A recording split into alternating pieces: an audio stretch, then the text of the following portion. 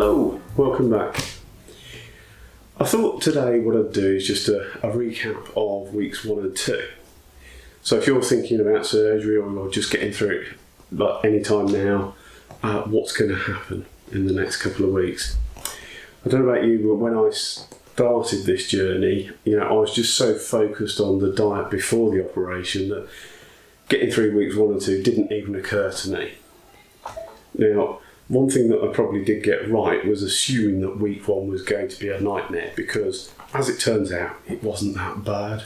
So by assuming the worst, it was actually okay. So I'd kind of prepared myself. Anyway, there were a couple of things that surprised me about weeks 1 and 2, so we'll go through a bit of that today. Anyway, so when it comes to the weeks after your operation, weeks 1 and 2, liquid diet time. For me, the number one rule by a mile is take it easy. You're going to be getting a lot of information about what vitamins you could be taking, amount of protein you need, water, all this jazz. Just take it easy. If you can get all the fluids in you're supposed to, great. If you can't, listen to your body. Don't make yourself ill. Now, I did it once and it wasn't as painful as I thought it was going to be, so thank goodness for that, but just listen to your body. For weeks 1 and 2, just think about fluids and protein, and that's all you need to worry about. Everything else can wait. Now, the first thing that surprised me about weeks 1 and 2, or perhaps it shouldn't have surprised me, but it did, was feeling tired. Now, with hindsight, it's probably pretty obvious. You've gone through major surgery and it takes you time to get over it. Well, I hadn't braced myself for it, and you sort of get up, you go off, you start doing things that you would normally do. It doesn't really work. I spent a lot of my time just lying down, dozing off. So just be ready for that. It's not a problem, but just be aware that, if you do go out and do something, it is going to take it out of you. The second thing that surprised me was itchy wounds. Now, blokes, if you've ever grown a beard, you'll have an understanding of this. In the early stages of your beard growing, there's a couple of days where it gets ridiculously itchy, and you're constantly doing this all the time.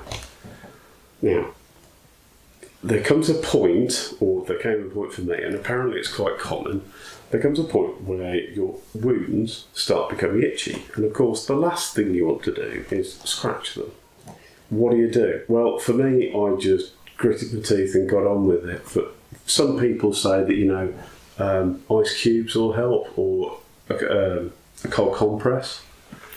I tried it, it wasn't great for me, but if you can get through growing a beard, then you can get through that.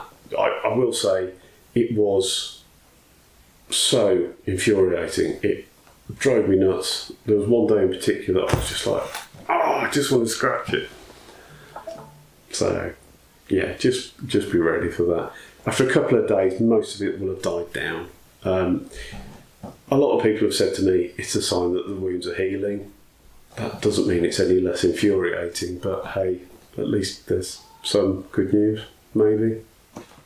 One tip that someone did give me was Vaseline, because if your wounds are glued over, which is apparently quite common nowadays, then the Vaseline can help just sort of bring it off.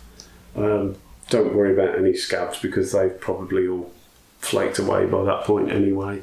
And this was probably past the midway point in week 2, so around about, let's say, day 11 or 12, something like that. Not a fairly obvious tip, which I mentioned in my last video: if there's a sport group on offer, join it. They've all been there before, and sometimes you might think it's a stupid question, or you might think 100 people have asked it before, and maybe they have, but they've been through it, they understand you, they know what you're going through, and they will answer your questions. And by and large, we're actually quite a nice lot, so join it.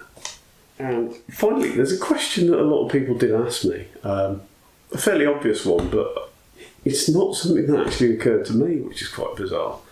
A lot of people said, do you feel hungry? And now, for whatever reason, I didn't really think about that at all during weeks 1 and 2. You know, every now and then you get an urge, you know, you just want to go and grab, some junk food or something. And of course you can't. But genuinely, I don't think I ever felt really hungry. And it's only sort of now that I'm slightly later in the process that I've started realising what effect the restriction of the stomach size is actually having. Perhaps that's a bit more real now that I'm onto pureed food, but we'll talk about that in another video. So for weeks 1 and 2, there are those couple of things that surprise me, the tiredness and the itchiness, but you'll get through those, don't worry about it. And if you are worried about anything, just call the hospital, talk to the nurses that are there, they'll talk to you, they'll answer your questions. If you're nervous about it, ask on one of the support groups that you're in. If you want to, post a comment below, and if I don't get back to you, maybe someone else will. I will try, honest. So, there we go. That's weeks 1 and 2 for you. If you are embarking on this journey, I would say weeks 1 and 2 really aren't as bad as you think. So, don't worry too much about it. I think it's fair to say that the pre-op diet that you're put on was probably harder than weeks 1 and 2. Because in weeks 1 and 2, it's just fluids. That's all you can have. Because if you do have any hard food, then it's probably going to do some damage, and nobody wants that.